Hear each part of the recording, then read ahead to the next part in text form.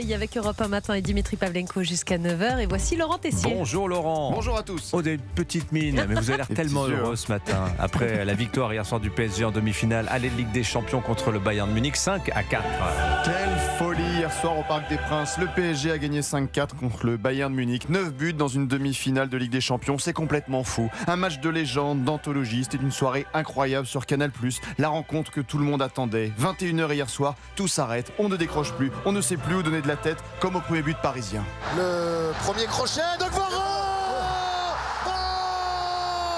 Cette première gifle de Kvaratskhelia. L'envie de crier avec les commentateurs, mais on se prend à la maison un carton jaune de madame qui demande moins de bruit pour ne pas réveiller la petite. Et là, le deuxième but parisien arrive. Corner pour Paris, bien frappé. En premier pour João Neves qui a surgi dans la nuit pour donner l'avantage à Paris.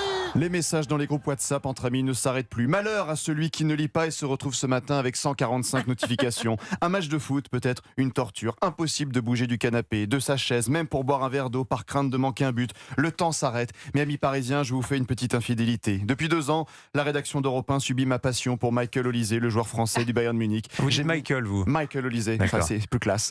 J'ai même accroché un poster d'Olise dans notre bureau, Dimitri, sans vous demander Ah oui, votre c'est avis vrai. pendant vos vacances. Et 42e minute. Olise plein axe. Il est dangereux, Olise. Aïe, aïe, aïe, aïe, aïe, aïe, aïe.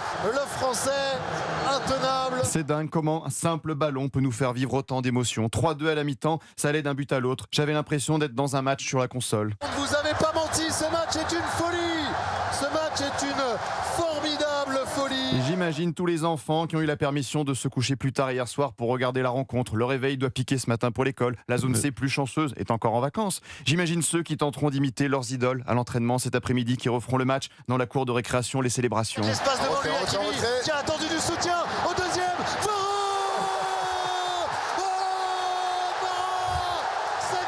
Dembélé sur le pied droit, la frappe. Ousmane Dembélé. Alors, pour ceux qui ne regardent pas, c'est pas tout le temps comme ça, le commentaire sportif. Mais c'est comme ça que je l'ai vécu. 5-4 hier soir entre le PSG et le Bayern de Munich. C'est le sujet du jour à la machine à café. Quel spectacle sur Canal. Le football, c'est une histoire de famille, une transmission. Les premiers matchs devant la télévision à la maison avec ses parents. La collection des images Panini. La première licence de footballeur. La première médaille dans un tournoi. La folie absolue pour un simple ballon. Je ne sais pas vous, mais je compte les jours avant la Coupe du Monde comme avant l'arrivée du Père Noël. Vivement le mois de juin, J-43, avant de basculer tous ensemble dans une autre dimension. Et J-7 avant le match retour. Surtout Là ça. aussi, oh là là, on a hâte. On va Merci dormir Laurent encore. Tessier. Bon, il est à fond, hein. Ça c'est. Ah oui, bah on a oui. trouvé notre supporter d'or. Il va être insupportable Voilà. tout le mois de juin.